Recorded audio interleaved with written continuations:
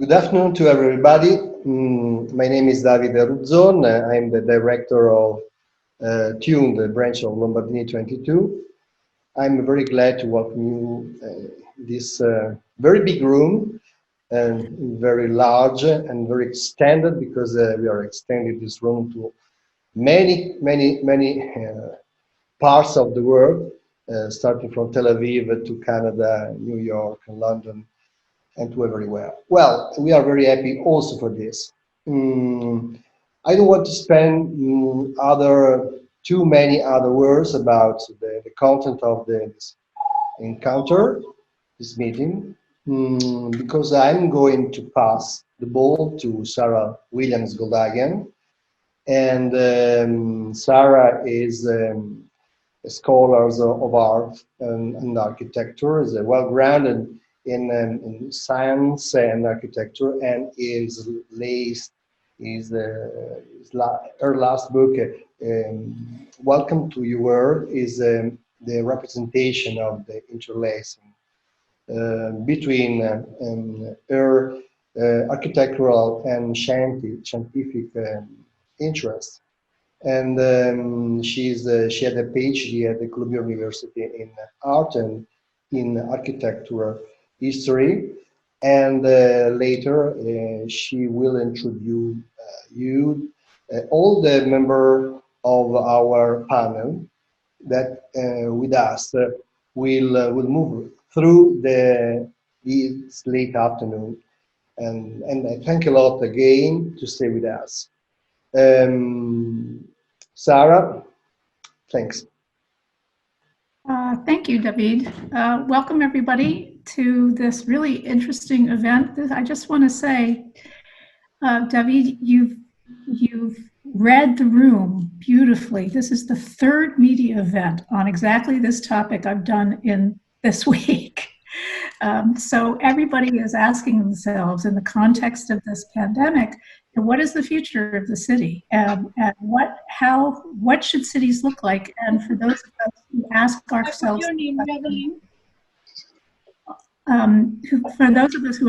those questions all the time, it's an especially salient moment for us. For people who are participating and who are not speaking right now, it would be very helpful if you would mute yourselves so that my voice can project and we can get sort of a coherent set of conversations going. So, you know, in the last 10 or 15 years, there basically have been 4 challenges that people who think about architecture and urbanism have been discussing.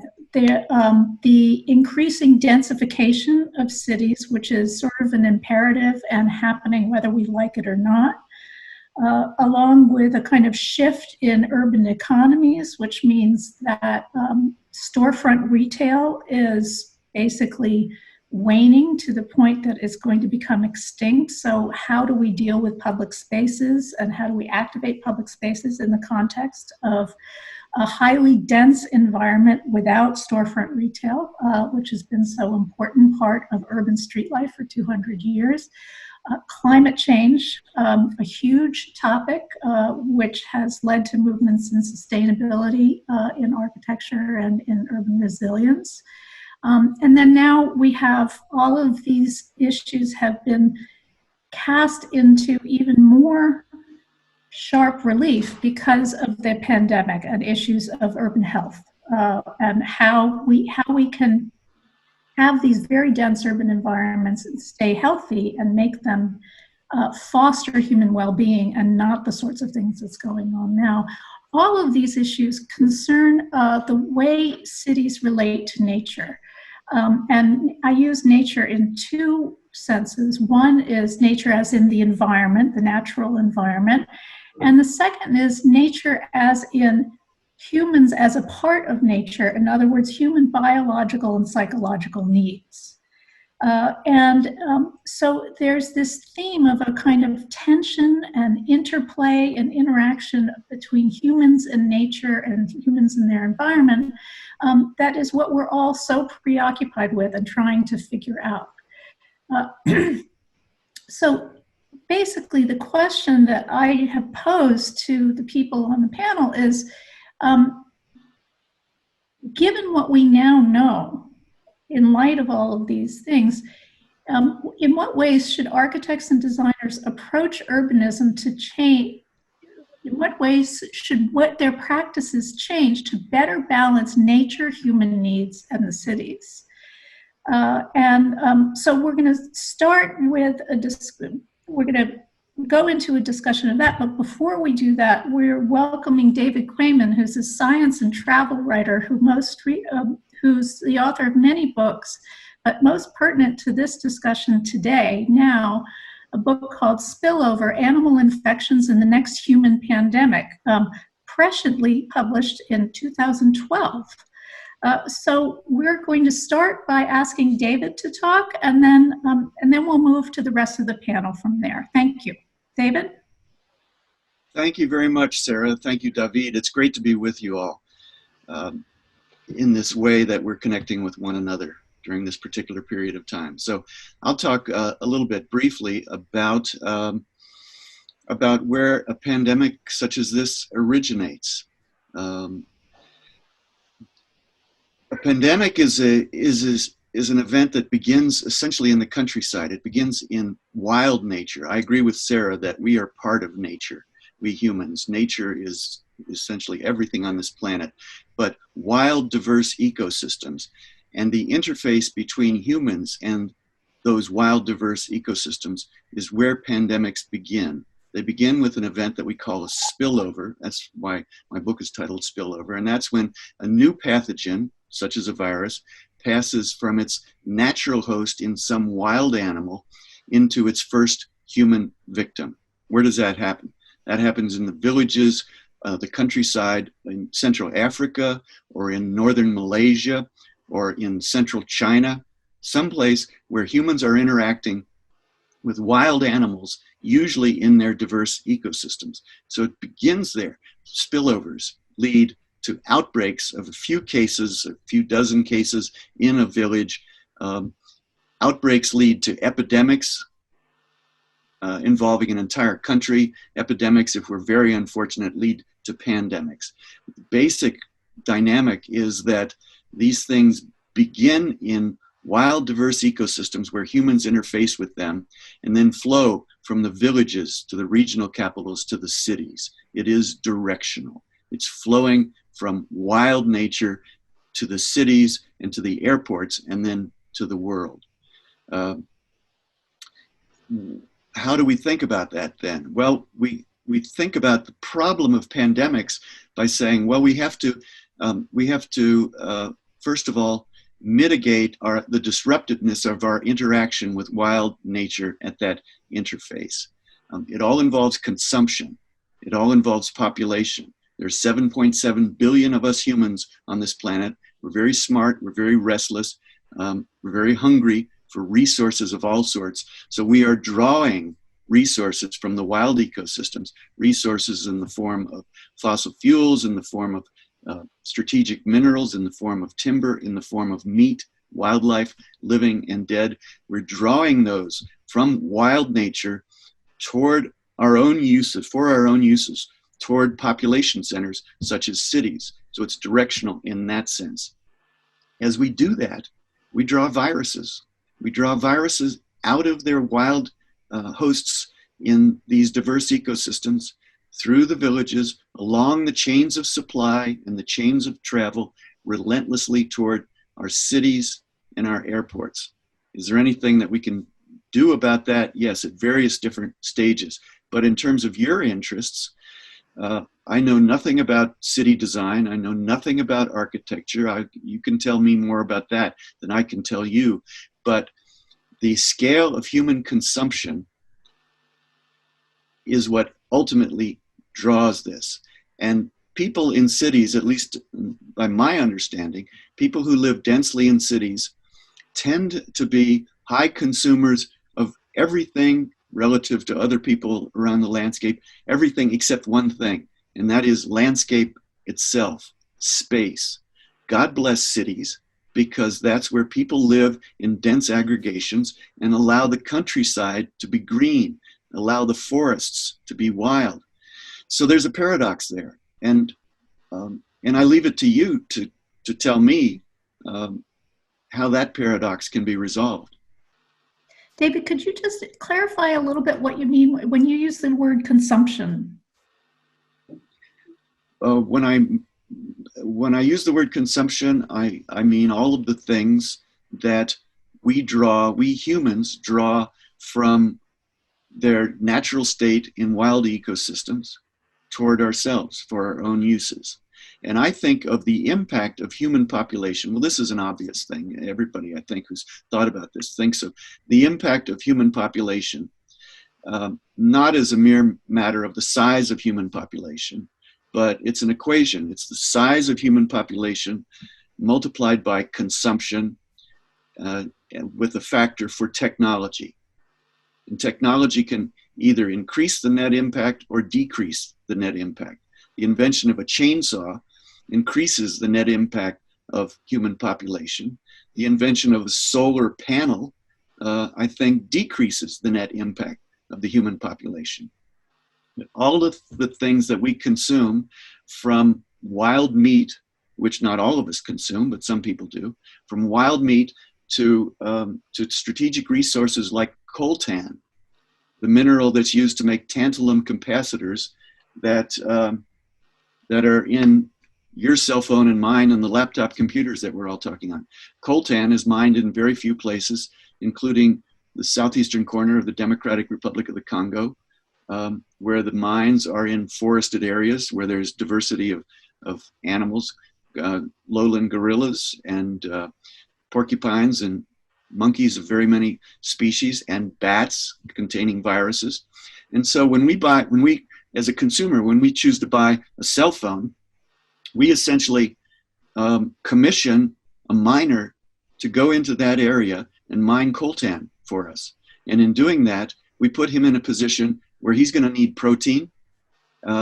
Is he going to get by on rice and manioc? No, he's going to also eat wild animals, exposing himself to the viruses that wild animals carry. So by purchasing a piece of fancy electronics, consuming coltan, we contribute to this flow, this draw of viruses out of wild animals toward our cities. Mm-hmm. But my understanding from epidemiology, I mean, I'm sort of now a lay expert, just like everybody else is, because we've all been thrown into the situation, is that the problem comes, consumption is the problem, but it really becomes the problem of an epidemic because of density and crowding. Because otherwise, you could bring a disease into a village and a few people get sick and then that's it. But it doesn't take very many people once you stick them in the New York metropolitan area, which has a population of 20 million people, to be infected and to start spreading in the ways that they do. So that's why I'm fascinated by this human nature interaction, but I do think that it's a peculiarly 21st century problem, because it is in the 21st century that most of the world's population is going to be living in cities. Absolutely true. Absolutely true. The density at which we live and the fluidity with which we travel are what make pandemics now a much greater problem. I mean, there was a pandemic in 1918, the so-called Spanish flu, which of course was probably an American flu that began in Kansas, but we don't know that for sure. Killed upwards of 50 million people, it's reckoned. Was terrible. There were big differences between that pandemic and this. This virus probably spreads much more easily from person to person than that virus did. This virus has the additional danger of silent spread, transmission from people who don't have symptoms. That viral pandemic was compounded by secondary bacterial infections at a time when we had no antibiotics. So a lot of people probably died ultimately of bacterial infection after having gotten sick with the influenza virus. And when people came home from World War I to America, it took them 5 days, 10 days on a troop ship to get back. And some of them would be dead by the time they got here. And now it takes, so 6 hours, 7 hours. Yeah. Okay, so thank you. This is helpful and really, really interesting. I hope you stick around for as much of this as I will, as long as I can. Yes, yeah. Okay, terrific, good. So rather than giving a long list of introductions of each speaker and then having them go, I think what I'll do is just read the next speaker's bio and then have him give his opening comments, and then we'll move from there to each one. I think that is a more orderly way to proceed. So I guess we're just going in alphabetical order, I think. And starting with Colin Ellard, who is a dear friend, author of a wonderful book called Places of the Heart, The Psychogeography of Everyday Life. He's a cognitive neuroscientist transformed into an architecture and urbanism junkie. And director of the Urban Realities Lab at the University of Waterloo in Canada. Colin? Thank you, Sarah. It's a delight to have a chance to meet with you and talk to you about what's going on in the world, which is clearly for me, and I'm certain for most other people, the most significant. Certainly the most significant public health event of our lifetimes, and the lifetimes even of my parents and grandparents. And it's although it's dreadful, I think that one of the ways to think about what's happening is that it's a fantastic opportunity. Because we have to find a silver lining here. It's a fantastic opportunity to do a radical rethink of so many different kinds of things and systems. I'm going to focus, as is the mandate of the meeting, on nature, and in parallel with Sarah's opening remarks, I'd like to talk about nature in two somewhat different ways. First of all, in keeping with the kind of research that I do, I'd like to talk a bit about our actual relationship with nature, especially in cities. And secondly, I would like to talk a bit about our place in a natural system, which I think is not usually the way that we think of ourselves, but now we are being forced to like never before. So first of all, with respect to cities and nature, I want to talk about what you could call the myth of pure nature, which is something that I see in my field as an environmental psychologist, but that I think pervades lots of other realms as well. And so just to give you the idea from the kind of work that I do, one of the things that I've long been interested in is the psychological impact of exposure to nature. So there is a line of research extending back now for decades that suggests that nature exposure is good for us. It changes the way that we think, it changes our feelings, it changes even our bodily physiology, and it has an impact on our physical health. And the evidence for that has mostly come from experiments or field studies that have set up this kind of really weird artificial dichotomy that suggests that there is this thing called nature, mostly typified by something like a park in a city, in the urban realm. And there is this thing called the built environment, which we consider to be, in these experiments, devoid of nature. And so the setup of the experiment is that we present people with some form of natureless, or so we say, urbanicity, and some form of deep immersion in nature, and we compare the results. And lo and behold, we usually discover that exposure to nature has all of these positive, beneficial effects on well-being and a great number of other kinds of measures. That's clearly a false dichotomy. I think if you take a walk down the street of any city, it doesn't take really very much paying attention at all to realize that everything that surrounds us is this kind of amalgam of the things that we purpose-built and the things that are growing in the settings that we live in. And even the things that are purpose-built are built by us, and we're part of this natural system as well. I think that So the knowledge translation part of the work that I do usually ends up being the argument that yes, we need to have parks in cities because we know that parks are good for us. And I think that one of the things that we're discovering now in the pandemic is that those parks, yes, it's true, can serve as escape valves from the extra stresses of everyday life that we're experiencing. But they're also important because they're among the few remaining genuinely public spaces in cities. And so I think that what we're seeing is a movement of people when they can, and they can't always, and this is vexatious, a movement of people into parks for a variety of reasons that may not be necessarily typical of the reasons why people might have gone into parks before all of this happened.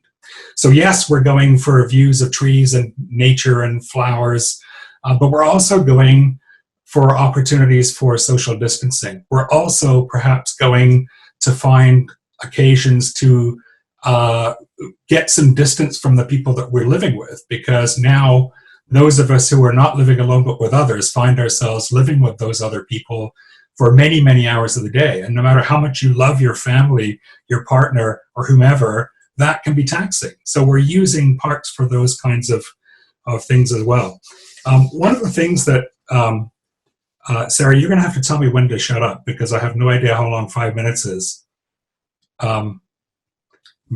Just a wave or something. 5 more minutes. Oh, great. Okay. So one of the things that I've been looking at with a great deal of interest is that Google is actually, as Google does and can do, collecting data on where those of us who have location settings on our phones are going. And one of the things that they're looking at is how much of our time urban dwellers are now spending in parks. And it's really quite fascinating. If you scan through the listings, which are by country, by state, by province, sometimes by city, you can eyeball kind of a rough relationship between the change in the frequency of time spent in park spaces and how we're doing in terms of flattening the curve. I by no means want to stake a serious claim that there's a real relationship between these two things, but the fact that you can discern the tantalizing clues of relationship in the data from Google is really interesting, and again suggests that we may be using these park spaces in ways that we wouldn't have thought about them before. So our green spaces are important as public spaces, but that also raises a really thorny issue, and this is something that we've known for a very long time, and it's an equity issue. We know that some of us have the privilege of having our own gardens, access to beautiful and expensive green space in cities, or maybe even access to private automobiles so that if we can't find a nice natural setting close to our home, we can get into our cars and drive to one. But we also know that most people don't have that. And that has a tremendous impact across the board always anyway. But now under these conditions where we're finding other ways to use green spaces and to depend on them, it's especially critical. You know, one of the stats that I've seen, and again, I'm not an epidemiologist or even a lay epidemiologist at this point, but one of the things that I've been told about my home province in Ontario is that the rate of increase of coronavirus cases can be read out as an indication of how much social distancing we're actually being successful in doing. And the number that's being bandied about is around 75%. So 25% of us apparently are failing to socially distance. And I think there are all kinds of reasons for that. Some of us are essential workers, and our jobs essentially make it impossible for us to socially distance.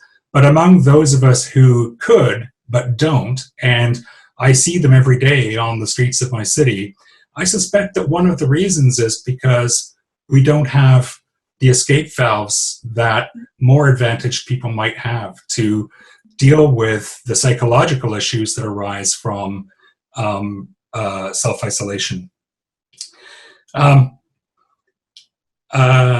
not going to have time to get through everything that I want to say, so I'll just briefly address the part two, which is considering ourselves as part of a natural system.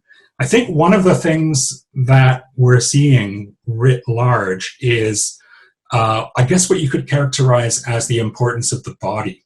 I think that there has been a tendency for us in modern society to devalue the body in our transactions. So how do we deal with these conditions? Well, we take some part of ourselves, perhaps the part of ourselves that we can project into a meeting like this, and we say, okay, we can do this.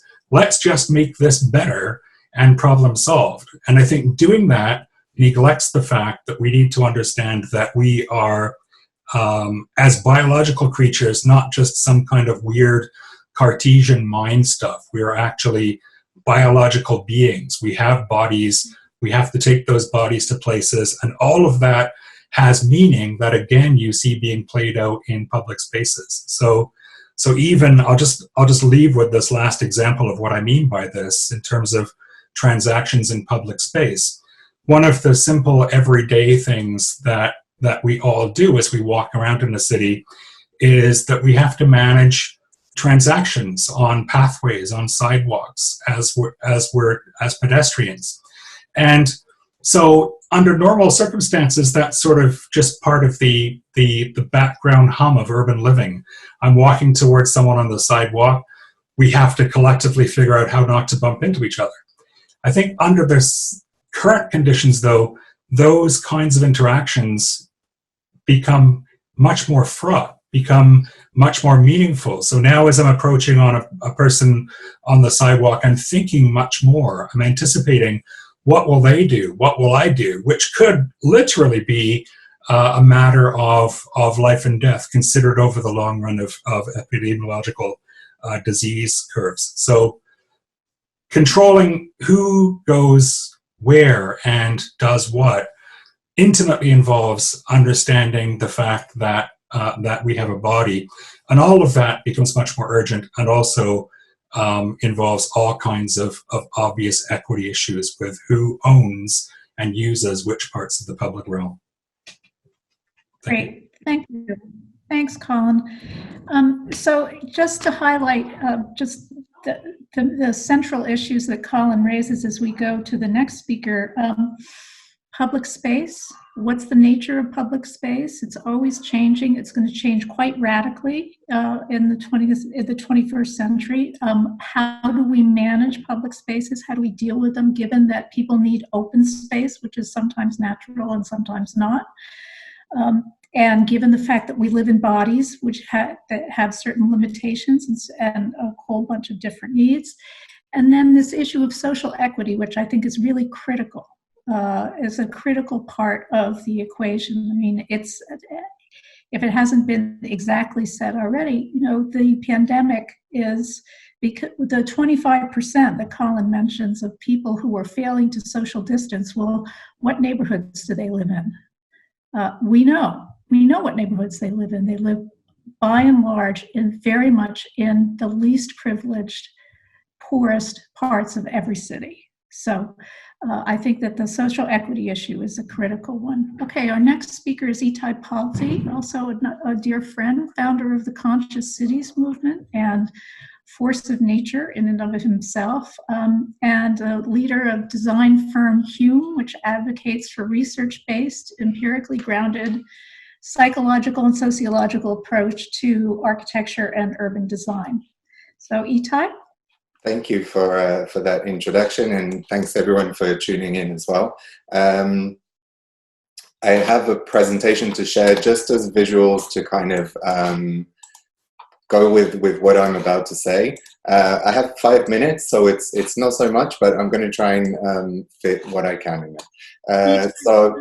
Itai, I'll just say one thing. I think we're missing one of the people on the panel, so it's okay if you go a couple minutes over. Oh, okay, cool. Okay, so I think I'm going to build up on some of the stuff that Colin said. We have a pretty similar approach to the way we think about cities, so it makes sense that he said similar things to what I will. I'm going to start with first of all, saying that I think the urban issues that we are trying to solve in cities are very, post-pandemic, are very much the same urban issues that we were trying to solve before. And in that sense, I want to say that the relationship of nature and this discussion around it is something of, is a very long process that we've been part of as a society, and that definition of nature is part of that process. I started with a slide of inertia, and actually it was to remind us of social inertia. And I won't talk about the epidemiological aspects of the pandemic, nor how we should design to for less, for the virus to spread less so. But I do want to talk about the big pause that the pandemic has created, and that the opportunity that it presents is an opportunity because of the disruption to social inertia. The fact that we are stopping our daily lives in this manner is and should be a catalyst for reassessing our relationship with space, especially since we get cut off from a lot of spaces around the city. And with that, if we are aware enough of ourselves, also cut off of parts of our personality and parts of our identity. And in that sense, this big pause is something that can bring a lot of insight. Saying that, I'm kind of under no illusion that we are going to see these huge changes that quickly. And the reason for that is that when you look at our relationship with the environment and its role in shaping habit and behavior, we have already built our cities in a way that reflected our values, but will perpetuate those values. So when we go back into the city, those same habits that we built our cities for, we will automatically go into them. And then there is a danger of going into the social inertia of the very same mistakes that we made before. So the very first thing to say is, the awareness of where we are. Beginning with awareness of what a park is and how urban nature has defined our perception of nature. Parks evolved urban parks usually evolved out of areas of estates, large estates that were cordoned off or fenced off for hunting or enjoyment, and then swallowed up by urban development, and that's what put them in the center of the cities. The objectification of nature in this sense, that we can cut it off and we can own it, is something that is completely part of our narrative of our relationship with nature. Even when you look at the collective definitions of nature, I went to Wikipedia and dictionary just to go to the quickest thing. We have this aspect of, a park is set aside for human enjoyment, this setting apart of nature from city. And partly it's because of our approach to cities as, I would actually say our failed approach to cities in thinking that they are machines for efficiency. And nature being something that brings with it not just serendipity, but also risk and inefficiency, means that we've designed it out. And the question of what does it do to us when we've designed it out, I'm asking because when we step out back into the city, the structure that we have created to live our lives in will bring us back to where we were. And so you look at how these parks are surrounded by urban nature, and we get this dichotomy that Colin Ellard spoke about. Here you go and relax, here you go and work, and so on. And so we compartmentalize nature, which is part of this objectification process. This is another cute slide, I thought. But it's true that we go to parks and we go to nature for something. So we are still thinking of nature as something that we can harness for our own good, rather than being part of that ecosystem. So I want to give a comment about science-informed design, which is what I work in.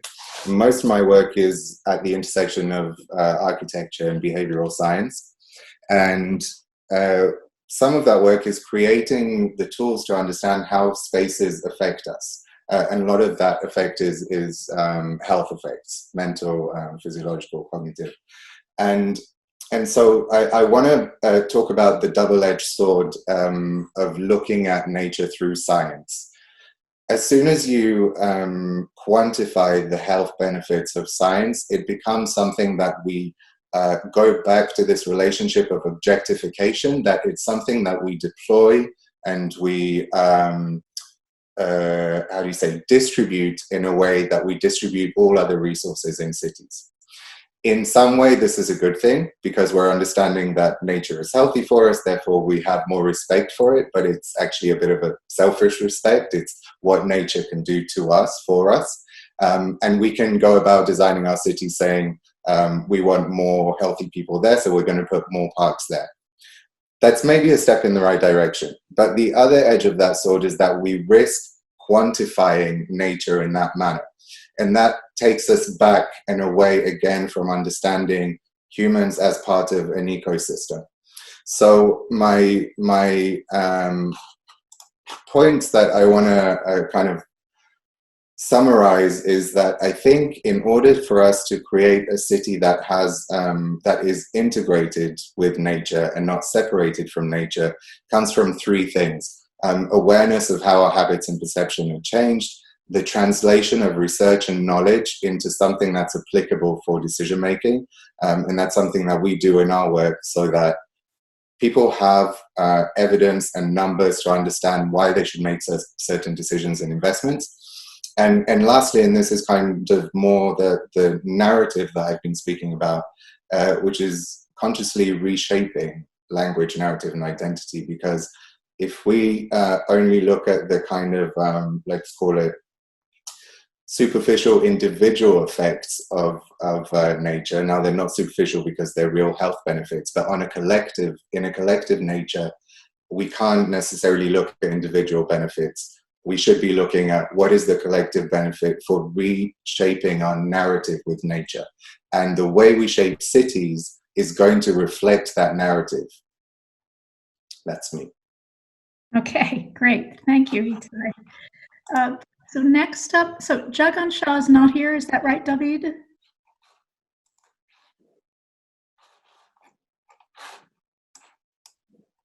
Hi, Sarah. I'm in the conference. Can you see me? Yeah, that's me. Okay. So next up is Jagan Shah. Am I pronouncing this correctly? Yes, absolutely. Okay. Senior Infrastructure Advisor in the Department of International Development in the UK, who's worked extensively in India, particularly on strategies for more equitable, smart, and resilient cities. So welcome. We look forward to hearing from you. Thank you, Sarah. Thank you very much for having me on this conference. I work in the New Delhi office of DFID, so I'm not located in the UK, I'm located in India, and my work has been very much in India.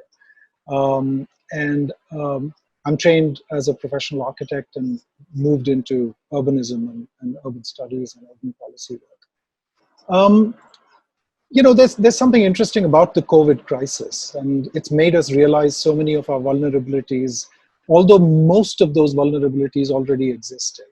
And one wonders why that's happened. And I think it's essentially because of the overwhelming magnitude of this crisis. It's a global crisis. It's made us search for answers to questions that we haven't even articulated yet. And that's what's so fascinating about what we're going through. To experience the COVID-19 crisis is to, in a sense, experience the fragility of the man-made world. In just 2 financial quarters, we've discovered the failure of governance, and I'm speaking especially of the Indian context. The failure of governance, the failure of social relations, hyper-professionalization, and the sort of the failures of that, and the failures of neoliberal economic models. And we are facing this every week. It's kind of unfolding in front of us. But at some interesting level, we've also come closer to each other. I can feel the pain of citizens in the UK, in Italy, or a distant corner of India, as if they were my neighbors and my family members, as if we all have a shared destiny.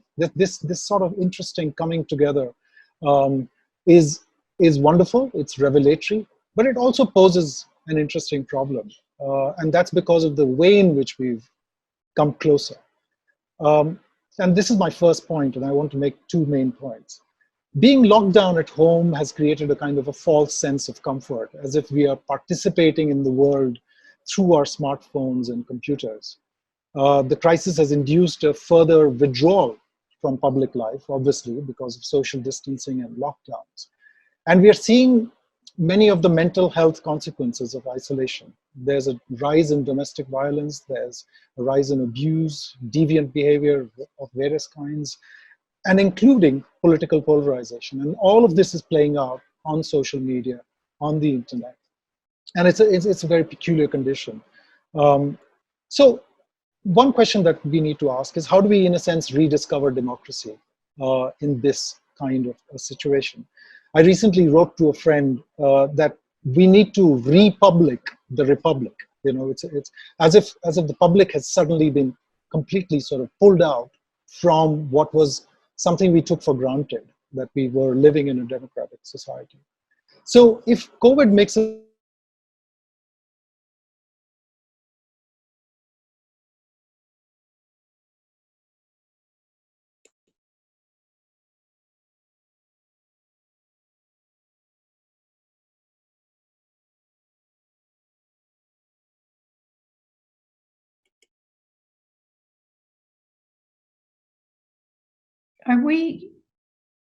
Are people hearing him? No. Jagan, are you there? Jagan, it's Sarah. We can't hear you. Okay, no, we can't hear in New York either. So I'm going to give you a couple more minutes, and then if you don't come back to us, we'll move on to the next person and then come back to you later, we hope, when you come back in.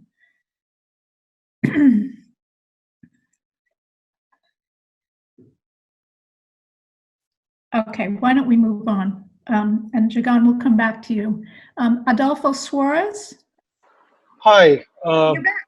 Good. Yes, I'm back. I'm really sorry. This is happening a lot. We lose connectivity in the middle of a sentence. We're happy you're back. Now you're gone again. I'll just sort of pick up from where I left off. Sure. Have I? Okay, am I audible? Yes, we can hear you. Okay, fantastic. So essentially, we've got to kind of restore this physical participation in public spaces and activities, and almost what I would call a corporeal urbanism. We've got to kind of restore that kind of behavior. And in a sense, reoccupy the city and find ways that social distancing, or despite social distancing, we can still practice that kind of a corporeal participation in society. And I leave this open because I hope that we'll be able to discuss how we could do that. There's another aspect to this. There's a kind of atomization of experience. We've been dealing with the tragedy of the commons, the ghettoization of the poor, and this is very accentuated in Indian cities. And we've valorized elite enclaves in the city. These have become characteristics of the contemporary Indian city. So it's interesting that we've also got this enormous movement of migrants leaving the Indian cities and going back to their villages. In a sense, they found the cities to be hostile. They found themselves to be, in a sense, out of place. And they're returning to homelands. And it's a very interesting moment. It's the largest reverse migration probably in history. Tens of millions of people walking back from cities to their villages. So the question is, are they rejecting the city, or are they returning to nature? And nature in all its dimensions, not just sort of Virgilian nature, but it's also their families, their homes, their loved ones. So a wise society would interpret this kind of return as an opportunity to create new public goods, new ways in which we can address this choice that is being made. And I think that's something that we will have to focus on. My second point actually derives from something that Manfredo Tafuri, the famous Italian historian and critic, wrote about Corbusier, the famous French architect's work. And in a sense, looking at and reflecting on one particular work by Corbusier, where Tafuri basically says that Corbusier is looking at the city as man-made nature. And this is something that plays out again and again in Corbusier's work. And whether you love Corbusier or not, and I'm still ambivalent about that, but the point is that he added to the corpus of knowledge on the role of the architect like nobody else did. And he talked about the city planner as a surgeon, as if he operates on a sick body, and the work of architecture as a healing device. But I want to argue that this work of architecture is not just the object alone, but the process of architecting, sort of. In the 1990s, we talked about the autonomy of architecture, the building as an object, in and of itself, intrinsic logic, something which was, in a sense, closed as a system. But really, Tafuri himself called this as being the central dilemma, because if you try and make a totality around these architectures, you create a utopia. And it's only a utopia that can sustain this. So can we continue to argue for the autonomy of architecture, but can we build utopia is a big dilemma that we will have to face in the post-COVID world as we try and heal and build the city back again. I think personally, and I'll soon stop this in my last point, that the purpose of architecture has to be viewed differently. We need to think not only about the buildings. I love buildings, but we need to talk about the services that the architect can render to society. And as masters of the built environment, of that man-made nature that Tafuri talked about, let us equip society for harmonizing the city with nature. The future of work is taking us away from the assembly line. Can we create conditions whereby all citizens perform a new type of work? Can we create new opportunities for that? Can we exchange goods and services that make cities around the world function more efficiently as man-made nature?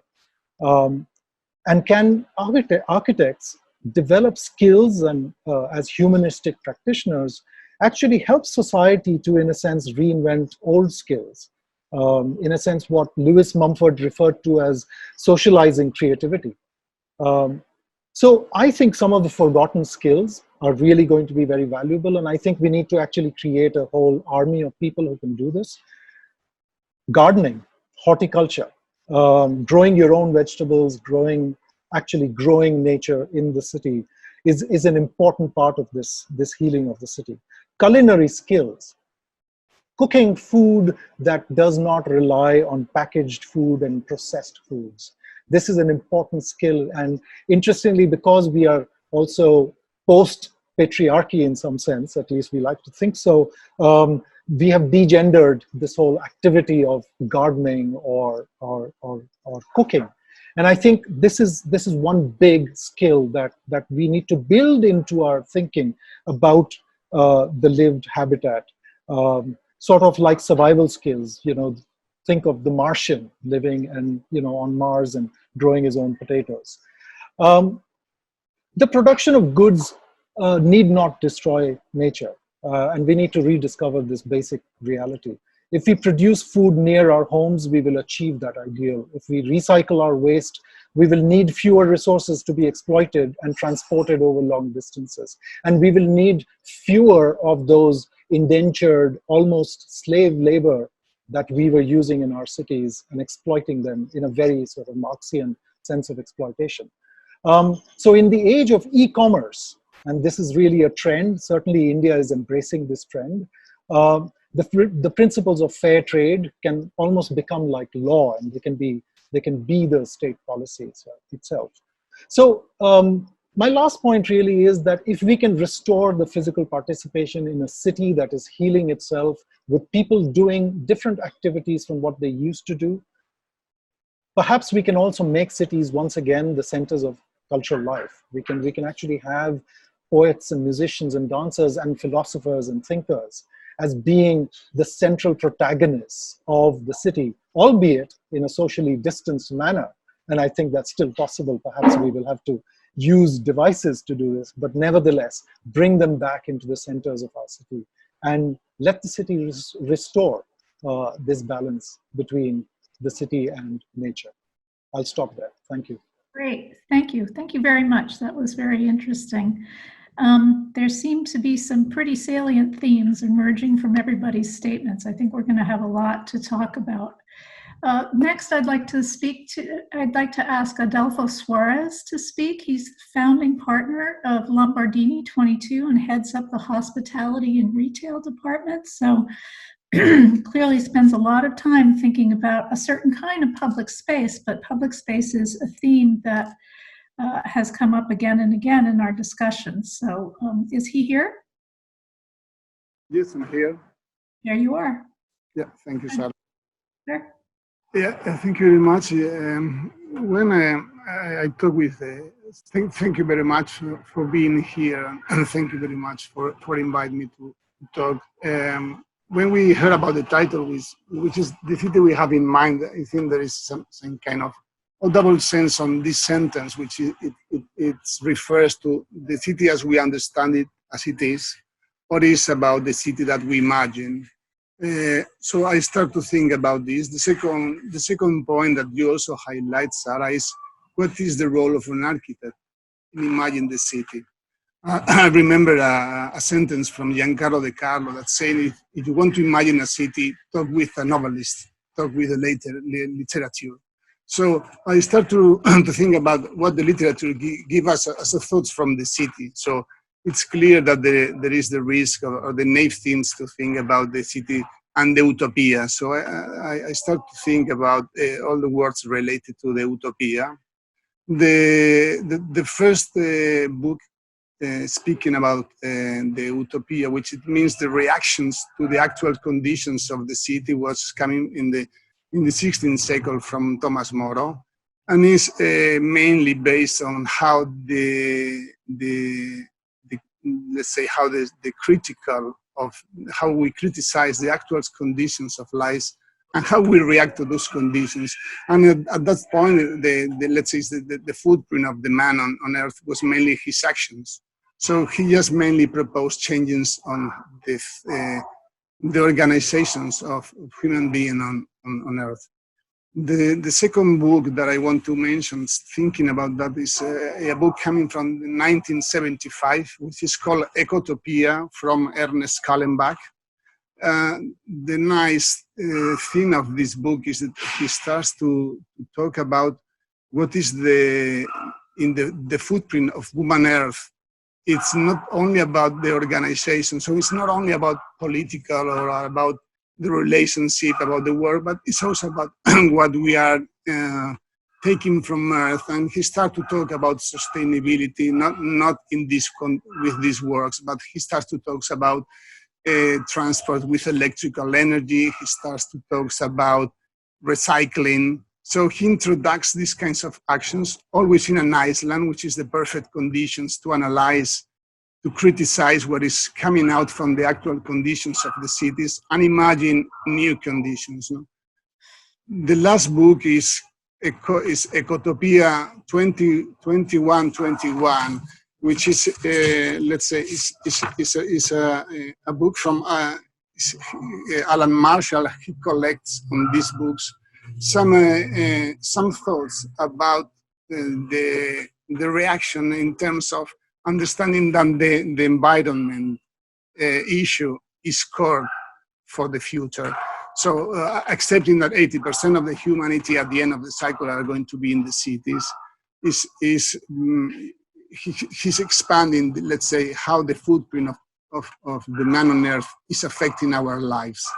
So it's clear that the main values of this book is that he reacts with a global, let's say, thought, but with a local action. So he's proposing, in these books, there are projects for working on Accra, which has a specific problem of water overflowing, and there is a specific reason to that. The proposals of these books are creative ones, so it's not about the let's say, maybe it's not realistic, but it's the imaginations, the creativity that takes place, but it's a concrete action. So there is a mix between local action and global ideology in somehow. So the thoughts at the back are important, but the actions needs to be taken locally. And I think this is one line of thoughts that I've been thinking about the title. The second line of thoughts is, okay, this is the big scale, but what happened with the real life, with the people? So there is a thought coming from an Italian anthropologist, which is Vittorio Tetti. He has a really nice book, which is The Sense of Places. And he says that at the end, the city is something that is constructed by people. So it's something that somehow is constructed, but what is happening there is about the relationship between the people. So the other concern is how we are at the same time able to talk about maximum systems, talk about the city as an abstract kind of thing, which is what it means city, but at the same time getting to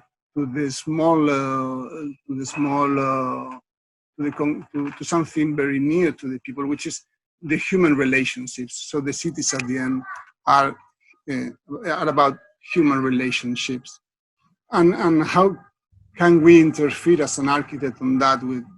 Is not so easy to define, because at some point, for the big scale, the ideology is so present. I think that for sure in the smaller scale, in everything that can impact on what we do in the smaller scale, is easy to define. And I think that we Lombardini22, we are based in Milan, which is Lombardy, I think, is one of the regions which is a very pragmatic kind of region. So we tend to do things, which I think that is one of the best wishes that we can have for, if we need to imagine the thing is, do things for you, for improving somehow your relationships is like a starting point. My last thought about that is based on Guido Martinotti, which I think is fantastic sociologist that talks about the city, and he says that it's like a wish, is city for all, which is like a nice kind of wishes. And I think that city for all is how can small things make that the city is something that somehow is for all. And this is an ideologic sentence at the end. Thank you very much. Okay, thank you. Thanks very much.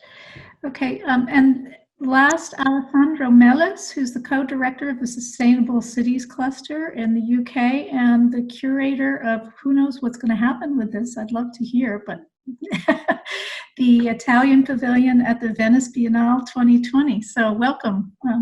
And this is our last speaker, and then after this, we'll sort of collect our thoughts, and I'll try to synthesize some themes that have been coming up, and then we'll have discussions. Thank you very much, Sarah, and thank you very much for inviting me. For me, it's very helpful because talking in a transdisciplinary environment is a little bit the key of my research and a great opportunity for me. Maybe I would like also to share, if you don't mind, something very quickly. Maybe it's easier. Is it okay, Sarah, if I share something? If I share the screen? You have about 8 minutes. Mm-hmm.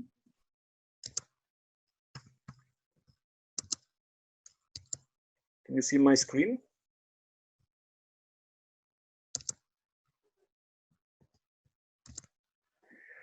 So to reflect, for me, it's easy to talk, because the way I imagine the city is mostly, how can I say, compromised by what is happening now. The question for me is very interesting question is how we can imagine the city in times of crisis.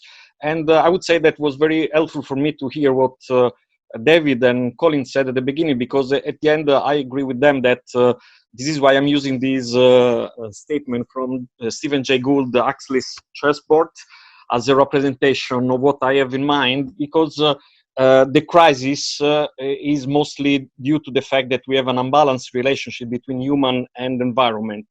So I would like also to consider the condition of the virus, the pandemic condition of today, as something that we could say is a symptom of a major problem, which is this lack of ecological attitude by man in this context. Actually, is the guy who, despite being aware of the fact that Darwin was right in his statement, he still was, how can I say, somehow convinced that the perspective of the ecology was that on one side we have human, on the other side we have nature, which is somehow what Stephen Jay Gould is challenging. So when we talk about the crisis, we are talking about this, and I think that David explained very well why, in a way, the pandemic condition is a result of a more, how can I say, more critical condition, rather to be a problem that we have to solve today as a with instant project. This is why I'm very suspicious with the idea, okay, we have this, the idea of this solution now because we have the pandemic, so we have to distance people and so on. I totally agree with him when he said, well, we have to pay attention. The city, the compact city somehow is something that has been working quite well. So I'm not sure if we have to consider what is happening at the end instead of what is happening at the beginning.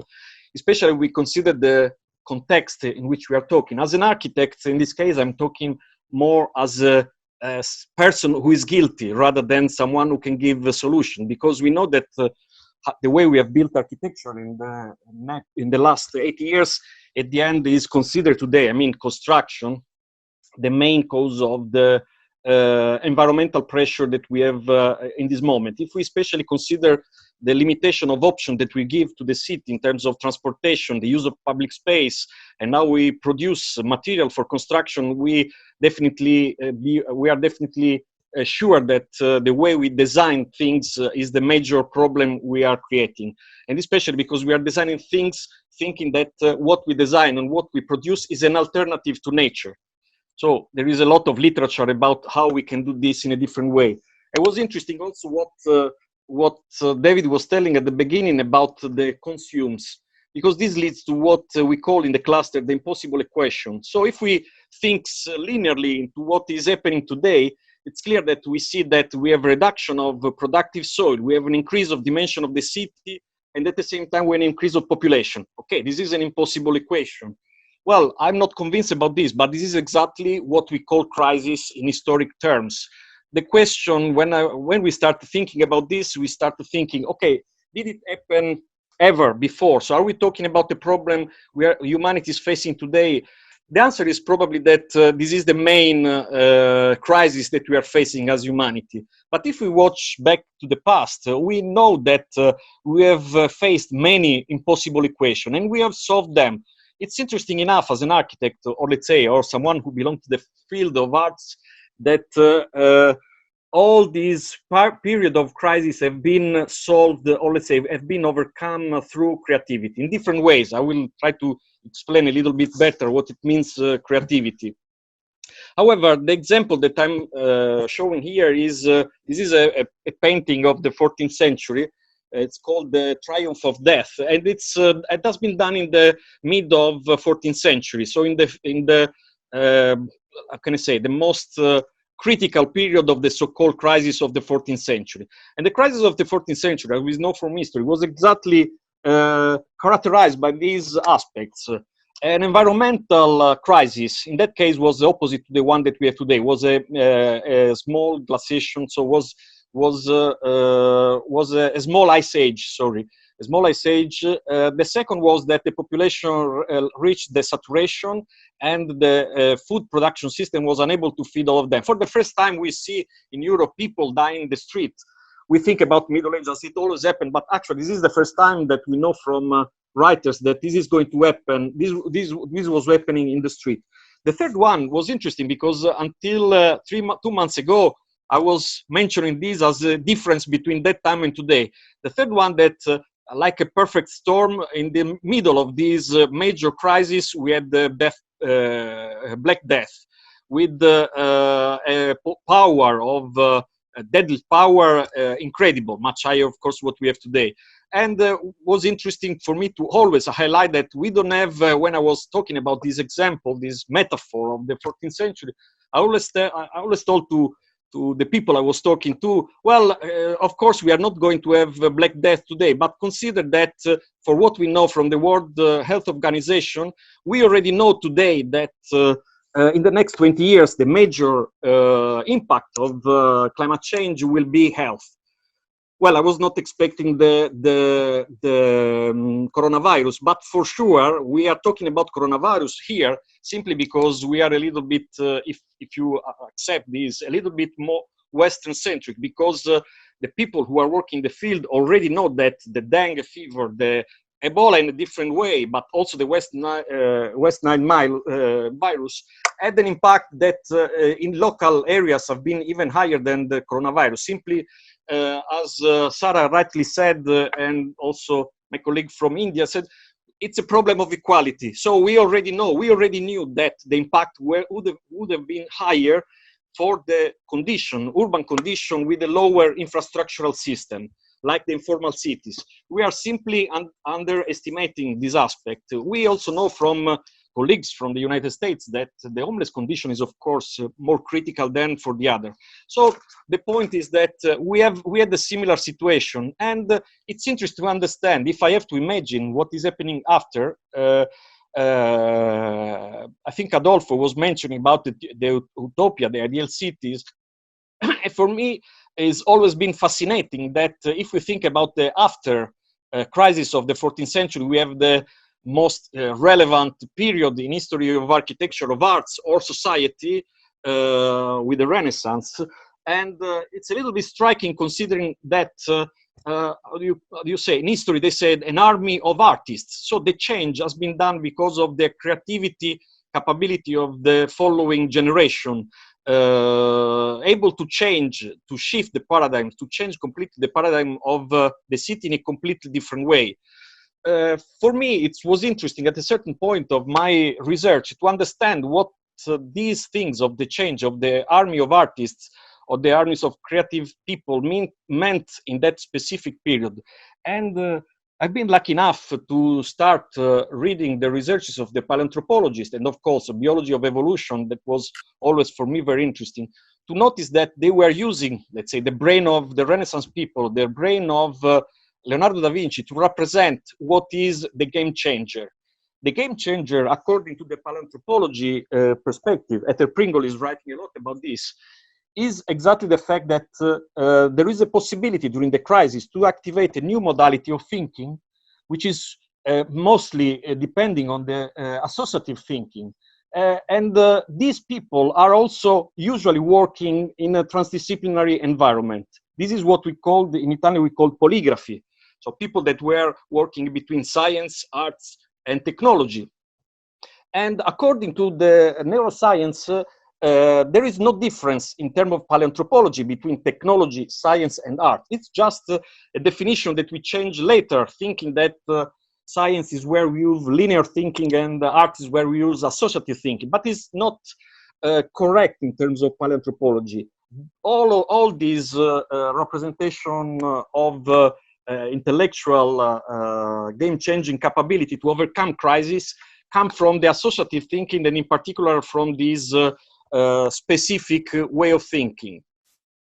So, in my opinion, this could be a question. So, if we talk about a so-called impossible equation, which is the reduction of resources, the increase of the city, the increase of the people, the thing is that we are simply thinking a linear way, and we are doing exactly what the people in the Middle Age were doing.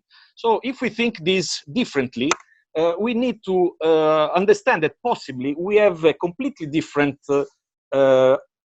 theory of urbanism, a completely different paradigm of city, which probably has completely different characteristics to what we know today. Very difficult to expect, to understand, exactly because if we use our linear thinking, this will lead to a deterministic approach. If deterministic approach produce a vision, this vision will not be resilient enough. According again to neuroscience, the problem of determinism is that these respond to a trend, an idea of a trend that in biology of evolution is not existing.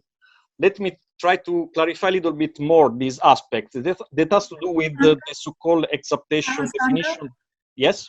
I'm going to ask if you could wrap up a little bit so that Yes. we can get to the discussion. Thank you. Yes, this is my final statement. So this is more an open question. So if we have to think new paradigms of the city, this means that we have to think about a completely new way to design the city. What if we are not only talking about the integration of nature in the city using conventional way of designing, not only if we think about biomimicry, but what if we use the idea of nature, or let's say what we learned from the biology of evolution, to define a new workflow of design, which is based, for example, I'm just making an example, on acceptation, on the idea that deterministic approach is somehow critical to final design, right? Because it provides a vision which, in the case of a crisis, if this vision doesn't respond to this particular condition, is, let's say, completely useless. Thank you. Okay, thank you. Thank you very much. Okay, so hold on. I'm just going to put my grid back up. Thank you, everyone. That was really fascinating. Yes. Can I speak? Yes, please. No, David. Thanks very much. I would like to say two things about the very interesting speeches I heard. And what I think now is that we have to pose us a question, which is the problem, the main problem now. And the main problem, I think, from my point of view, is in which way can we mitigate the risk to face again in the next 5-10 years another pandemic diffusion and virus diffusion as this. Because if we read closely the work not of David, Quammen and other virologists, we cannot avoid to think that the condition we are created could bring us not so occasionally and to face again a problem like this. And so the nature is the point that we have to face. And I think that we have to face this problem in two ways. One, inside the nature, inside the conglomeration that we are used to call nature, and another one inside the urban dimension, the artificial dimension, in two different ways, but in and one in and another one out of the urban dimension. I'm saying this because first of all, for 3-4 decades, we have been using to speak about the hybridization, the hybrid of natural and artificial. A sort of fashion increased hybridly, and in the last 3-4 decades, speaking about the positive hybridization among natural and artificial.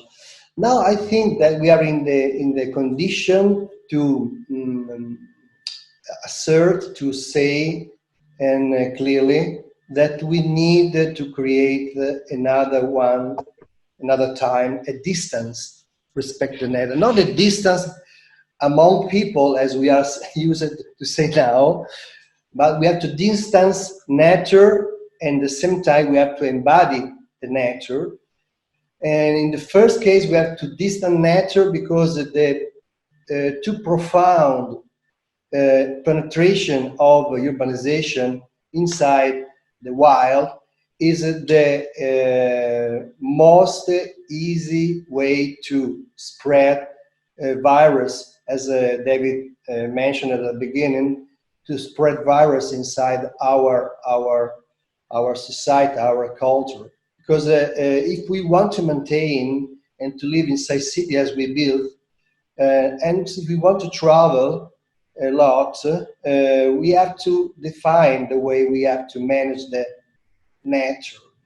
Because it's impossible to maintain, I think, the society as we build without protecting nature, and protecting the forest, protecting the sea, protecting the biodiversity, and creating all the way that we have understood from the environmentalists, from the research on biology, to maintain this distance. But we have to maintain a distance, respect the nature, protecting the nature itself. Inside the urban dimension, we can, in this way, embody the nature, creating a right way to define a relationship with it. And I think that we have to develop better the local dimension, particularly the circular economy, involving many ways the local communities. And inside this kind of territories, these new territories that we have to realize, interlacing more deeply the urban density with the outside dimension of countryside, we have to create a new mobility able to permit people to live also outside the cities, but in the same time increasing the quality of the urban environment itself. I want to conclude underlining shortly as when we should speak about energy also in another way, because we are very used to speak about energy as the consumption of the building, of the factories, but we are not so used to speak about the energy as the consumption of our bodies. We spend a lot of energy as humans. We are 7 billion people in the country, in the earth. And so our brain consumes the 20-25% of our whole energy when we are at rest on the chair. But when we are under stress, as the built environment too frequently produce inside the urban dimension now, we tend to spend more and more energy that we have to recover through food, and also using other instruments to maintain the balance. And so the point, which is the point? The point is that 7 billion people are tremendously consuming a lot of energy, that mental energy that conversely produce a request of food, of supply of protein, of calories, that we should spend better, And if the built environment could be able to respond more properly to the request of the mental balance that we need to maintain continuously in our life, urban life, we could avoid the spread, the waste of a lot of energy, and we could spend more properly that kind of mental energy. Because the mental fatigue is a very big problem. It's a very big problem, and we have to face it in a very, very close way. So inside the urban dimension and outside the urban dimension, we have to work. Distancing nature and not humans. Mm-hmm. And embodying nature inside, more properly inside the urban dimension, in order to reduce the worst of mental energies. I like the idea of energy conservation on a personal level. I'm all for that. So there are a lot of different themes that have come up in these really excellent and interesting presentations. And but I do sort of see one fork in the road that I'd like to take care of right away. One is to address the pandemic and COVID-19 and sort of the future of cities vis-a-vis pandemics more generally, which is one theme that we have all sort of touched on glancingly.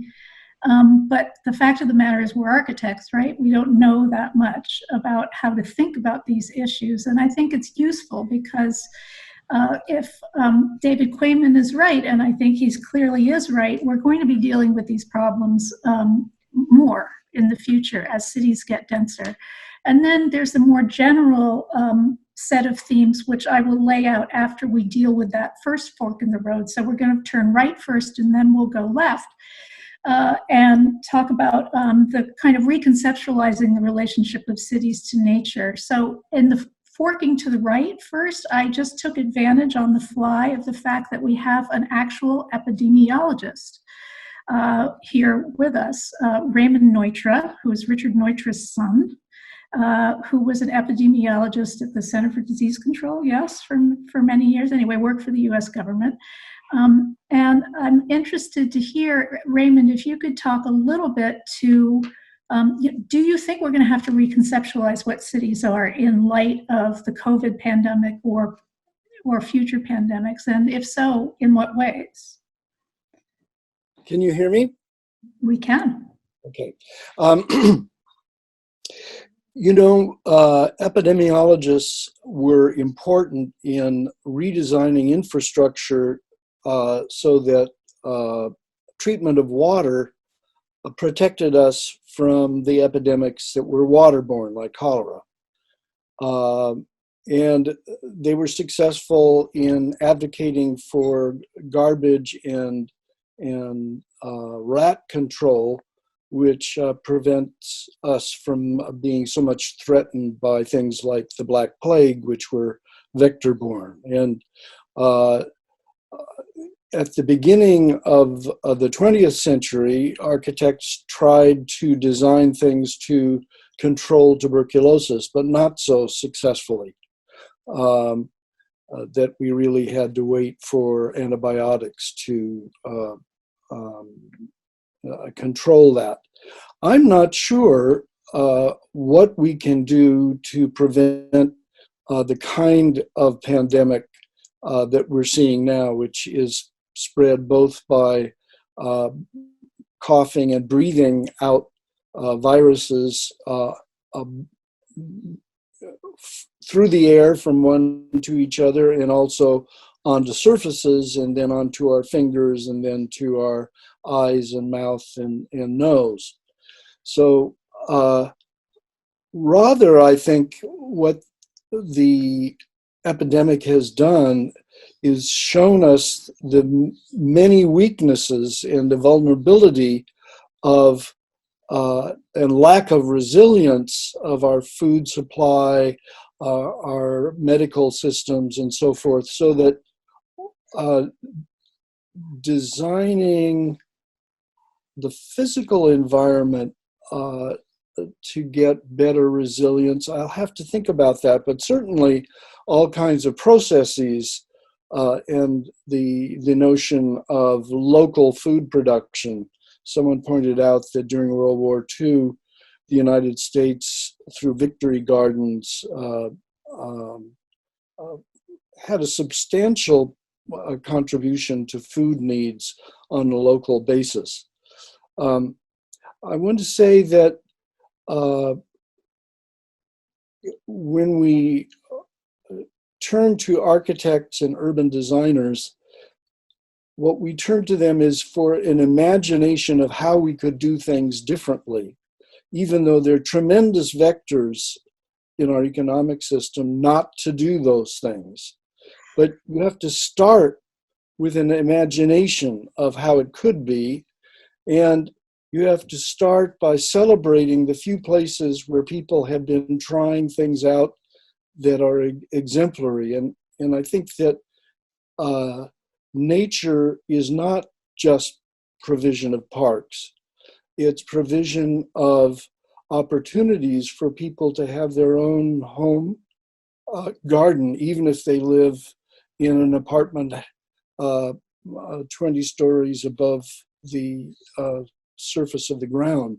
So it's great to be included among the people who are studying the effects of the environment, which is what I did more on the health side, but people who are studying the impact on the psychology and people who are thinking about the impact of design on the planet. Thank you.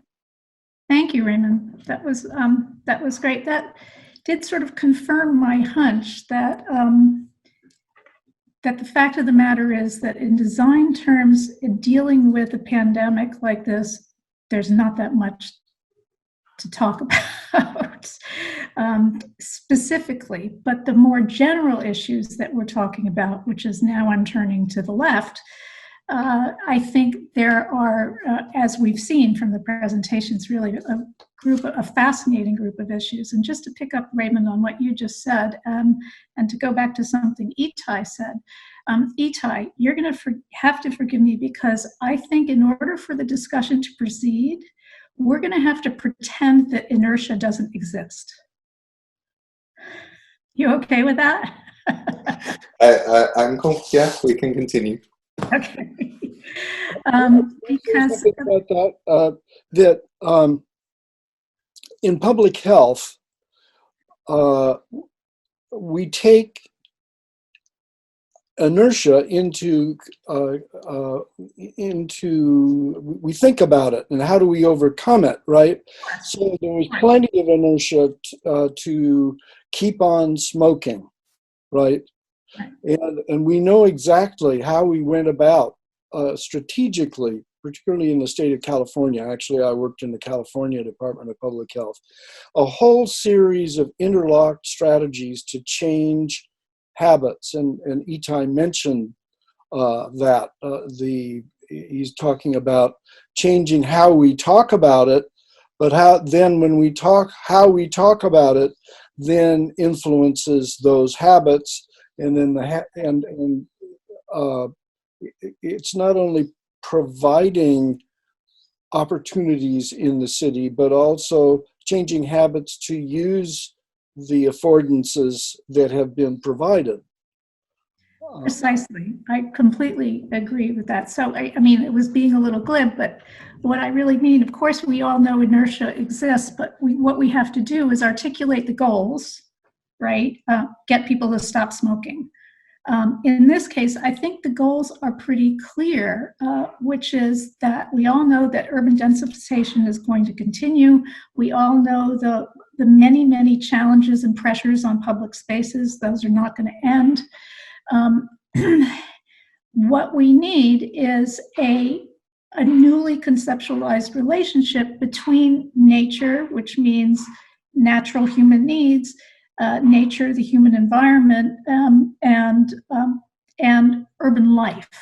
So that you don't have that divide with Central Park on one side and everybody living on the other side, and this kind of hard divide between. How do we come up with a non oppositional, I can't think of the right word right now. What's the word? Itai, help me. not a dichotomy, perhaps? Not a non-dichotomous view of the relationship, of the integral and reciprocal relationship of humans to nature, which includes pretty much all of the issues that we've been discussing. And part of that is, I think an umbrella over this whole thing really is a discussion about public space, because it's in public spaces that people are, I mean, yes, Raymond, people can have their own gardens. I mean, you and Moshe Safdie should talk. People should have their own public gardens in their residential environments for sure, but we can't afford to have all the nature that people need for every household. So we're going to do it, and it's socially, actually, that wouldn't even be desirable. So you have to figure out different hierarchies of public spaces that include different kinds of nature-based and body-based experiences that are desirable, and sort of create a new vision of what urbanism is going to look like, which may not be so new, but we have to rethink it anyway because we do have so many unprecedented trends going on. So then the last thing is, how do we do it? Because a new vision is an ideal thing, and we saw these wonderful, horrifying images of Ludwig Hilberseimer and the Italian ideal city, and we all think, oh my God, no actual place should or will ever look like that. So we both have to think at this kind of idealistic and developing roles, but we also have to think very pragmatically how to do this. And I'd like to start with one proposal that Itai had, and then we can move from there, because one of your points, one of your calls to action was to develop a new narrative. Now, intuitively, that's not the first thing you would say is important, right? I mean, we're talking about changing cities. So can you just talk a little bit more, and I think I know where you're going to go with it, on why the new narrative is important, what it would look like, and what would it accomplish? Okay.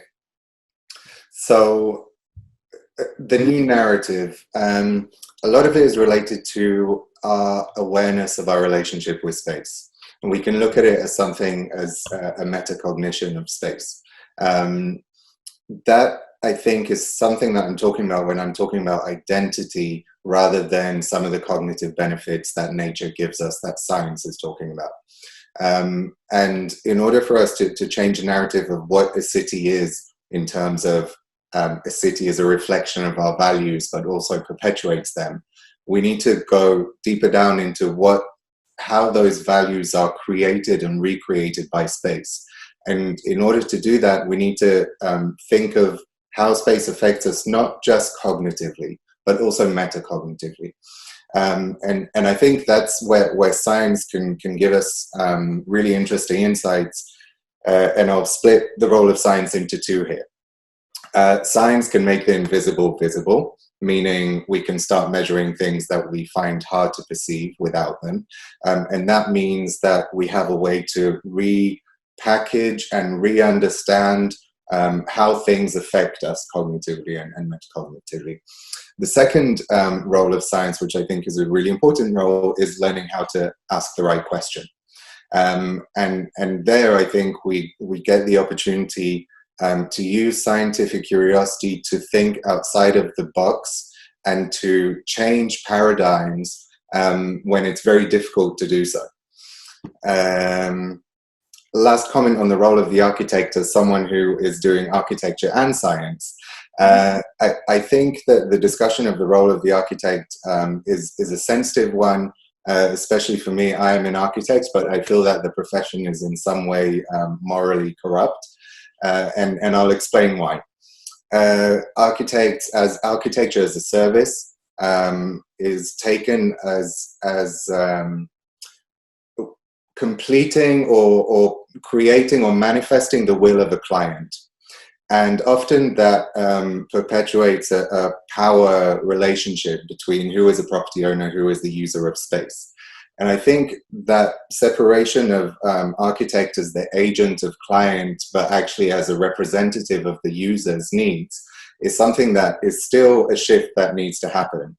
And there was a comment in the chat that said, that talked about this topic and asked, how do you connect that to the economic reality of architecture, that architects must work in order to complete the will of their clients? I think it's a matter of reinterpreting what our services are as architects towards a more ethical code, and actually creating the rules of the game rather than being pawns in it. Does anybody else want to respond to that? I would ask that all the speakers unmute themselves so that we can have a more free-flowing discussion. Alessandro, Jagan. There's There's a couple of things that I think are important. Good. Okay, I have you, Fiona. So go ahead, Ty, and then Fiona. I think there's four things we need to focus on that are interrelated as we redesign our cities. First is we should start looking at our neighborhoods like flowers. And flowers begin to open when the sun is warm, and they close down when things get stormy or dark. Examples of that are like the Campos in Venice, or a variety of the old neighborhoods in Jerusalem that were very open and tied into their communities. Sometimes they closed up, but they had all the uses they needed within them. The second is really taking that and moving to the idea of moving beyond brittle. And moving beyond brittle isn't resilient. The absence beyond brittle, fragile. Okay. And resilient isn't an environment that causes health. And the absence of war, for example, isn't peace. We're moving from a very brittle stage and a pathogenic stage to resilient, like social distancing, but our cities need to start focusing on causing health at the end of the day. And that has, what is health? Health, we need to use our glasses or a lens of looking at health not as being a pathogenic view of the world, but it needs to be something like salutogenic, of what are the things that enhance or create health. And that view needs to be done on civic, debate, societal, cultural, and our economy. And the final thing is understanding that human behavior element, that health has a relationship, as we've talked about, to the natural environment. Design that can impact that. Design impacts our physical health, our bodies, which we've seen people are very, because of zoning and other things, are more prone to getting clobbered by coronavirus. And the last thing is our mind health. We've noticed that is very fragile these days within the environments. And how can we create enriched environments like enriched food? Architecture is like food. It can either be transactional, like a hamburger that leaves us empty and arguably worse off, or space can be enriched environments like blueberries or other things that enhance our mind, our bodies, and our spirits. Bravo. I think we're all with you on that, on salutogenic design. Fiona, you had... Yeah, I would kind of go back to where Colin left off in his presentation and kind of then try to weave it in with some of the things that Itai was just talking about, because I think that the kind of role of bodies is one that is pretty obvious and is crucial here. And I think the important thing about it is the kind of the human and the non-human body. And then Colin was talking about kind of the transactions, and I would like to kind of extend that to interactions that go on, and then think about the kind of different scales and the kind of relationship of different scales. So the kind of the concept of the Meso Scale, which is the kind of intermediate scale between kind of, a kind of microscopic scale to human scale to kind of an urban scale to the global scale. And this is where when Itai was talking about the role of science in all of this, and kind of that science allows us to make things visible and to kind of be able to kind of see and understand something that otherwise we might not able to. And as somebody who works across architecture and cognitive science, I'm with him on this 100%. The thing that that has been kind of on my mind for a very long time is the way that knowing something and feeling something are very, very different things. And from a kind of third person point of view, in an abstract sense, the things that we're learning from science are really important and relevant, but then actually to kind of enact those on an embodied dimension where we actually we act upon them and we make changes at whatever level these changes might occur. I think that that's the tricky bit, because it's something that we still haven't quite figured out, the kind of first person versus third person experience of something. So this is just, could you explain what you mean by that? Well, it's just as a first person experience, it's kind of, I understand the world through the way that I feel the world. I kind of connect to it emotionally, and I connect to it through my body, and I understand it like that. From a third person point of view, I might leave my body and I kind of look at big data that I'll have an understanding on. I can kind of abstract things, I can start quantifying, But in my own experience, you know, these quantifications, I don't necessarily feel them. And I think that in situations like this, you know, we all hear the numbers coming in on a daily basis, depending on where you are. And we go, you know, that's quite awful, isn't it? You know, 25,000 people dead in the UK so far. Other countries are kind of far ahead of us or behind us. But we accept that we don't have that feeling of devastation every single minute that we could actually, because we don't feel it. We don't interact with it on the level of our lived experience. And so as somebody who's worked in this for a while now, I'm kind of thinking, how do we use our knowledge in a way that we can actually translate into that felt dimension? Does that make sense? So I think that it's that kind of, that level of abstraction that really interests me. And all of us, I mean, I really like what you're saying, Fiona, because it's, you know, we have an architecture and urban design practice called HUME, and it has a lab within the Human Metrics Lab, and we come across this question a lot. What kind of measures do we use? Are they representative of what we're trying to, of the effect we're trying to create? And that first person, third person question is one of the biggest questions. And usually what we end up understanding is that we need both. Yeah. We need both, and we also need both in place, in context. And in relationship. And that's the only way that we can actually understand whether the interventions we're creating in the space are having the effect that is predicted by science, but not necessarily proven in place.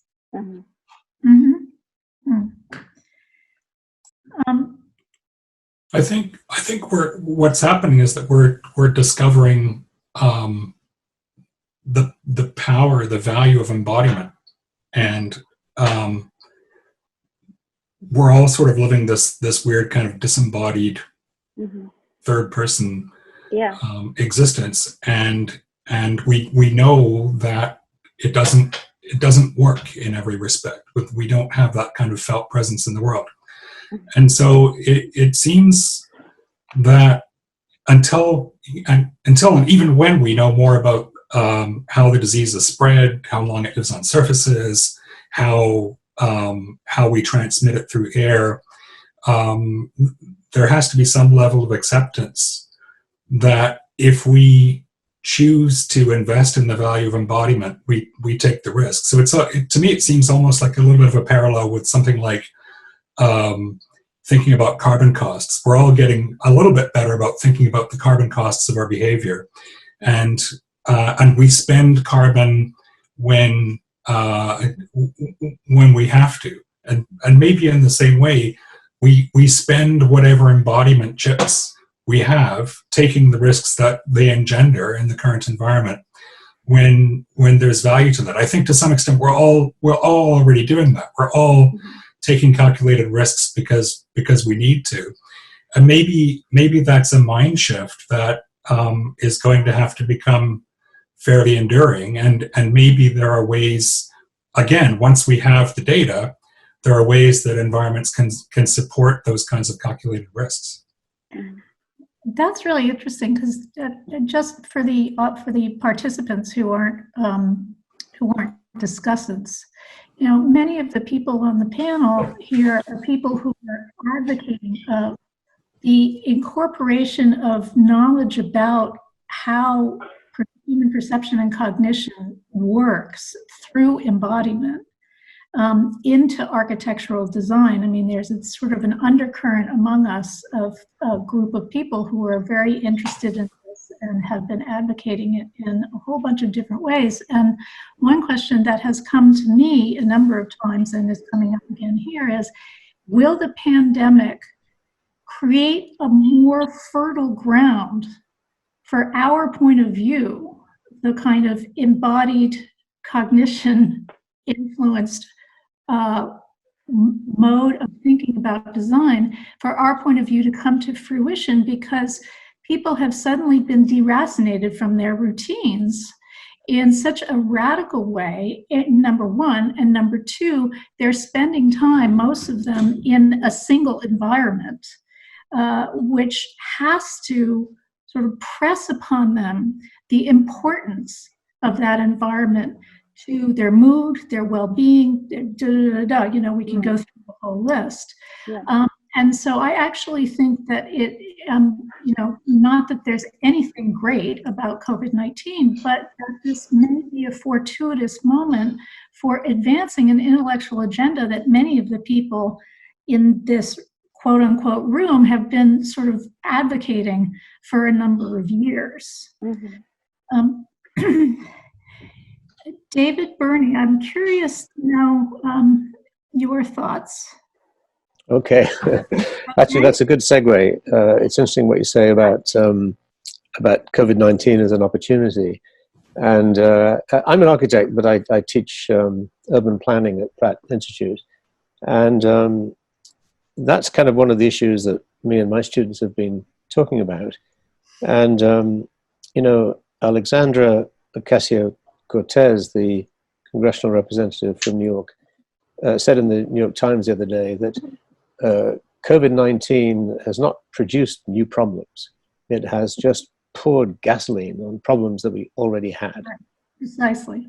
Which I thought was very well put. And I think my greatest fear, much as I have a fear of the virus, my greatest fear is probably that we return to normal, that there will eventually be a vaccine, this will eventually be behind us, and we will go back to where we were before.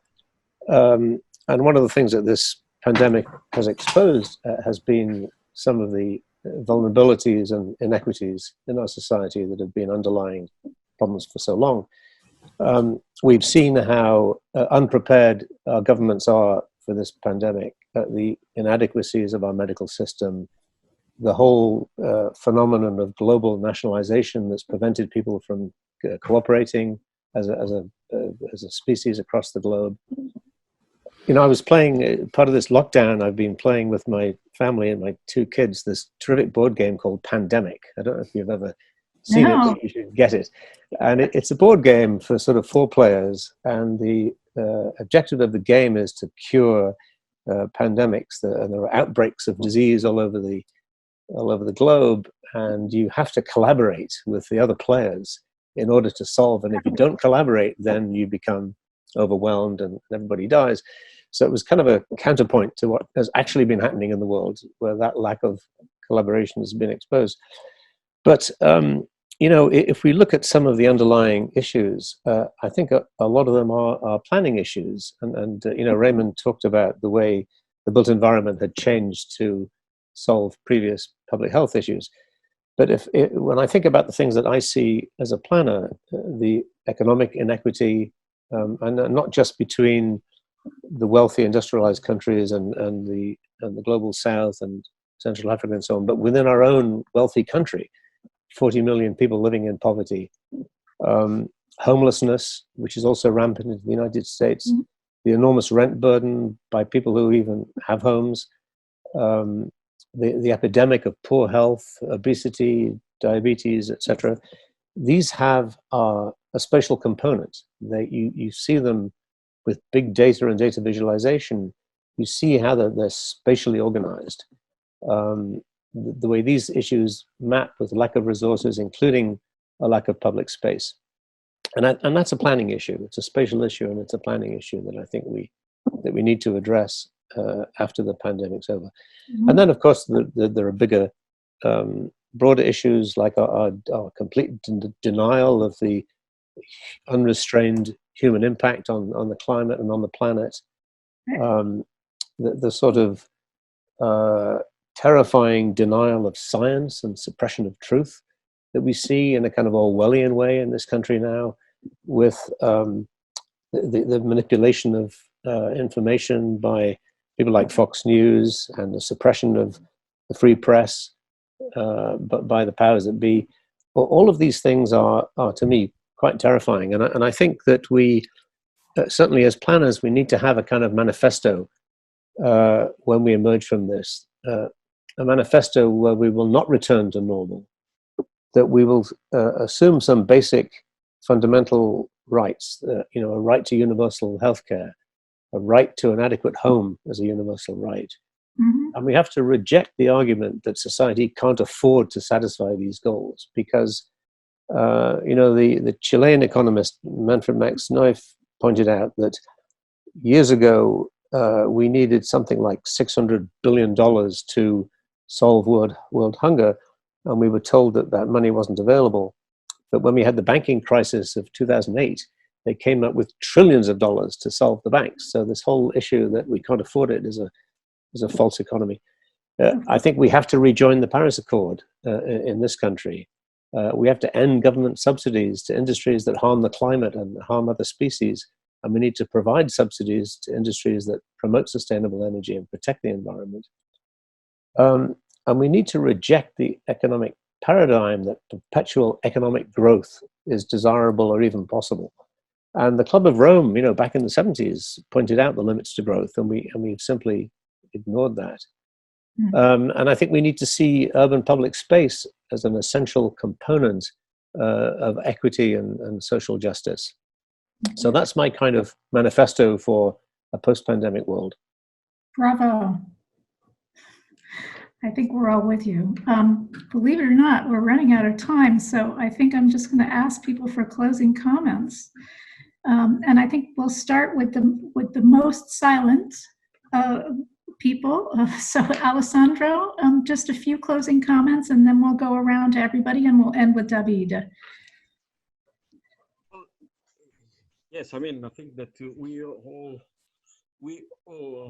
somehow, if I can take a very big picture, a very idealistic picture, it seems that the equity and our capability to embrace diversity in this planet depend a lot on the way we perceive ourselves within the ecosystem. And this is again a statement that just confirms not my opinion, but something that comes again from Stephen Jay Gould. So that the inequity of this planet mostly depends on the way we read our species as a privileged species on this planet. In the moment we will overcome this idea, as Freud suggested, with the 4 revolutions, so Copernican revolution, we will probably find a way to be more ecological. And so the final statement is, I connect this to what you said, Sarah, at the beginning, about the disconnection, this distance. So if we take this idea of the ecologic approach of the human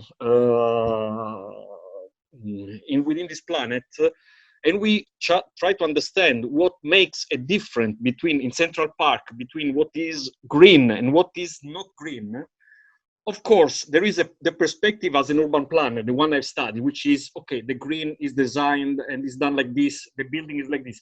But if we watch this in the nutshell, in ecological terms, what we see that is not nature is something that we built with a logic which is not ecological, and the difference is only that these are things that we think we build to make our life better, that goes to waste instead of being thing that goes into a cycle. Okay, in very simple words. So artificiality for us is waste. Nature is organic material that goes in cycle. And this is a paradigm that we have fixed in our brain.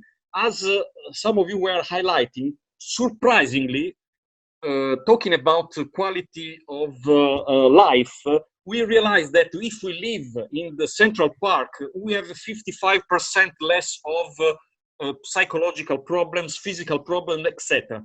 So the paradox is that we are building an artificial condition with expectation that this becomes better for us, and what we pay for this is waste, instead of thinking of a different paradigm, how we can build this artificiality, which is not based on waste, but is based on an ecological circularity. And as a paradox, this will be a win-win strategy to achieve a better quality of life. The only thing we have to understand is what is our level of understanding of the fact that we are within the nature. So what we build is part of the cycle, or we are out of the nature and we have this atypical relationship with the nature that at the end of the story is not killing the nature, but is killing us. Right, good, great, thank you. Very well said. Jagan? Thanks, Sarah. I think in closing, I'd like to sort of reiterate one of the points I was talking about, which is really the need for us to imagine what the relationship between the individual and the collective is going to be. So I think public space alone is not the concern, because individuals can be very distanced from each other and occupy public space. But what is going to be the challenge going forward is that we need to reduce stress on every single individual, like David said, in a sense, air condition the brain, through sort of auto air conditioning. So an atomized kind of response in that sense. Every individual has to be thought about. But at the same time, we need to make sure that we don't lose what is collective and collective action.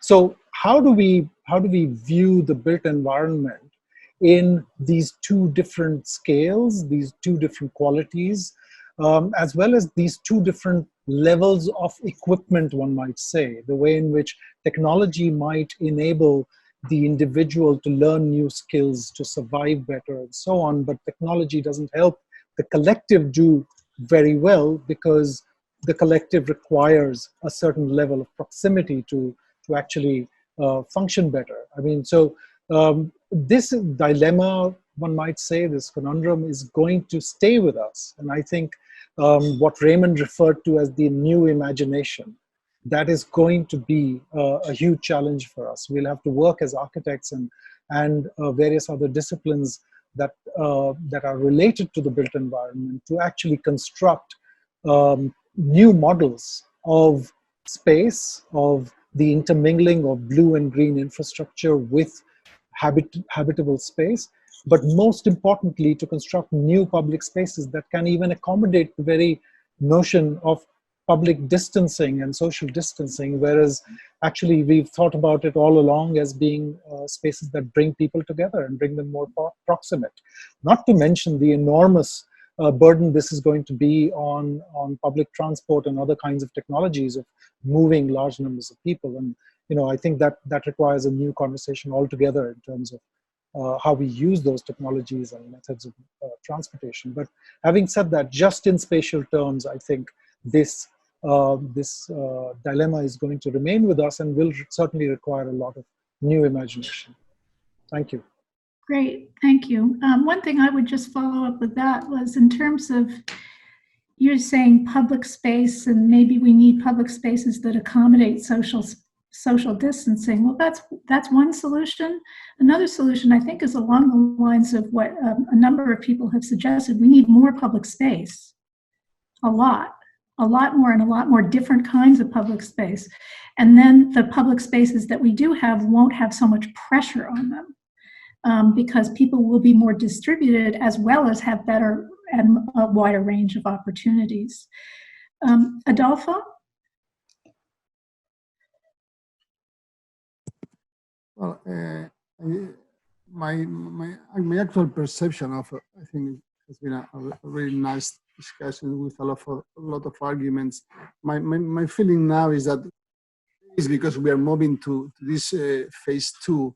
And in the news and in the TV, the pressure is becoming not anymore about the problems of public health, of people dying of the disease, and maybe and the reasons that, but now the pressure is becoming again about politics problems, economical problems, what is happening with the economic cycle. So actually, I feel the pressure coming back on those things. So I think that ideas are always important, and I think that let's say the wills or the manifesto of David Berlin, I completely agree with that. The point is how the problem. The point is in the tension between the ideology at which is ruling the world. And there is a tension there, which is I think is a good wish not to forget what we have been living on these last 2 months that we've been closing at home. not because of living in an enclosed space, but because of the importance of understanding what is the idea of living together and what is the importance of what we have built so far. I think I like what David Quammen says about, I like the city. I think that it's a good thing that we have done. I would like to live in the city. I know there is a lot of thoughts about the less density. There is a lot of richness on what we have done so far about the human thoughts and what we have created. Is a lot of changes on how the decisions now are being taken, and the power that the small decisions of each of us is taking. So I think that today is about keeping this in mind.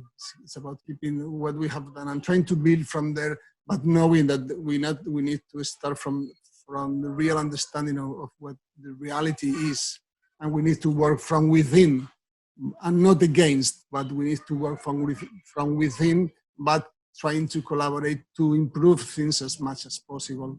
I think it's a good lesson of what we have passed in these months is the accelerating of some trends has been clearly accelerated, and I think that this is important to learn from what we have passed in this month. Great, thank you, Adolfo. Itai? Yeah, I'll try and make it short because we're running out of time. So a word on the science of motivation, because if we're talking about people changing their worldview, changing their behavior, changing their habit, we need to think about what is their motivation to do so. And I think one of the most difficult things of advocating for green buildings or for thinking about the nature is that it's very difficult for an individual to imagine the consequences of their choices for themselves.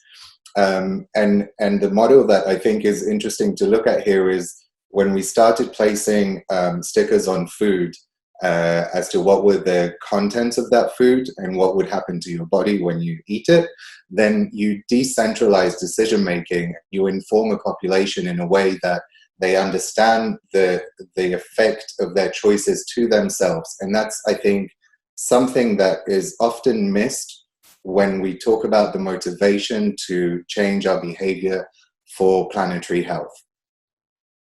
Okay, great. Colin? I'll keep this really short.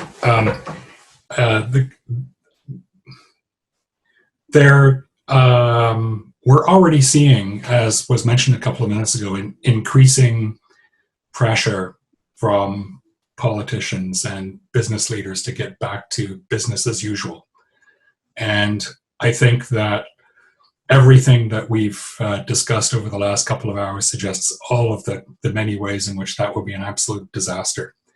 I think that we're at an inflection point in the history of human civilization, and you don't get very many chances like this. We may be down to our last few. So I think we all have a duty to do whatever we can to encourage fresh thinking and different approaches and not business as usual, because that's how we got to where we are now. Well said. Okay, well, thank you, everyone. I'm going to turn it over to David. I think this has been a really productive discussion. Yeah. We should do it more. No, I want to say 2 words about the interesting reflection I heard. Well, I think that the David warning is very important, and also Colin underlined it in very clear way that we have not to return as never happened to the normal.